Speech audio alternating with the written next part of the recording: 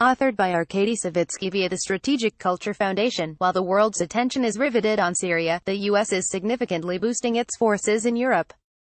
And these are not just divisions streaming in to take part in some exercises that will leave once those are over. This is a serious build-up to create a potentially offensive posture. The beefing up of the U.S. forces is taking place amid preparations for a Russia-US summit. That's a rather peculiar background for the event, to put it mildly. The 4th Combat Aviation Brigade and the 4th Infantry Division will deploy to Europe as part of its Operation Atlantic Resolve.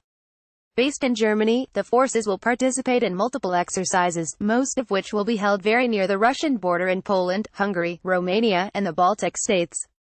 The Army is considering deploying an entire division in a Reforger type of exercise, with troops coming over to use the pre-positioned hardware. Those forces could potentially see a surge, with a division-level deployment in late 2018 or 2019. The plans include the creation of a Rear Area Operations Command to be hosted by Germany. Another command is planned that will ensure mobility in the North Atlantic shipping lanes. A military Schengen, to allow easy movement across borders, is under consideration. NATO is rotating 4 battalion-size, combat-ready, air power-supported battle groups throughout Poland, which is hosting 800 American troops, and the Baltic States. In February, the U.S. Army held the largest artillery exercise in Europe since the Cold War. The event was dubbed Dynamic Front 18 and involved 7 rocket launching systems, 94 artillery pieces, including 8 German Panzerhaubitze 2000 armored howitzers, 14 British L-118 light guns, and 18 US M777 155mm howitzers. The U.S. military command is weighing the option of keeping the USS Harry S. Truman Carrier Strike Group in the Mediterranean, the European Command's area of responsibility, instead of deploying it to the Middle East, which is under the control of Central Command.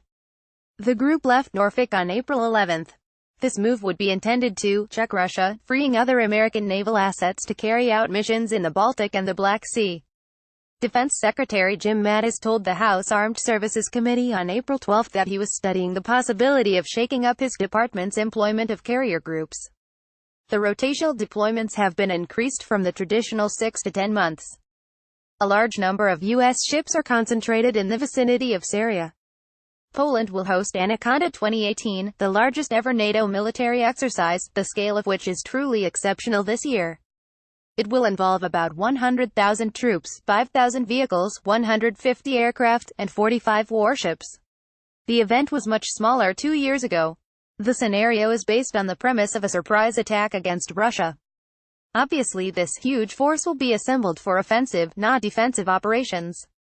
100,000 troops, just imagine.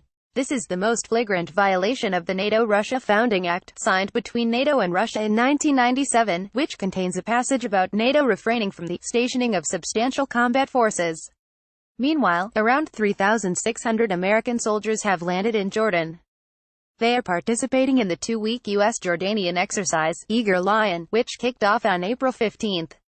The training event is a drill for AV-8B Harriers, MV-22 Ospreys, and attack helicopters. It follows the U.S., UK, and French airstrikes on Syria. The situation in southern Syria is fraught with conflict, which might easily pull in U.S. and Russian armed forces. In his remarks about a possible Russia-US summit, Russian Foreign Minister Sergei Lavrov stated that he is confident Russian and American military leaders will prevent an armed conflict. U.S. officials have said many times they are ready to do anything to keep hostilities from erupting. Well, that's what they say, but actions speak louder than words. Forces are amassing that are poised for attack. The U.S. deployments cannot be seen as anything other than war preparations that are already well underway, and Moscow has to be doubly vigilant.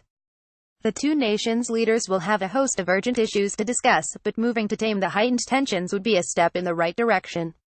Some things could be done without delay, reviving some existing agreements that have been undeservedly forgotten, for instance, such as the 1989 Prevention of Dangerous Military Activities Agreement or the Incidents at Sea (INCSEA) Agreement of 1972.